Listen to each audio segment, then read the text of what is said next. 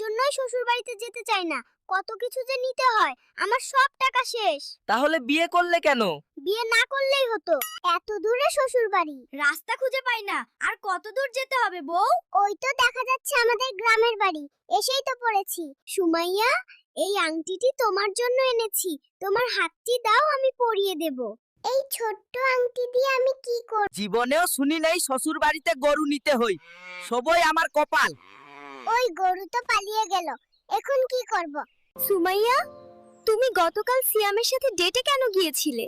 এটা আমার ব্যক্তিগত ব্যাপার, তোমাকে কেন বলবো? আমি সবাইকে ছেড়ে তোমার সাথে চলে এসেছি, আর তুমি সুমাইয়ার কাছে যেতে চাও? সুমাইয়া আমার প্রথম ভালোবাসা, আমার জীবন। এই নাও পাসপোর্ট, মধুচন্দ্রিমায় নিয়ে যাব। লন্ডন যেতে চাই। কি বলো?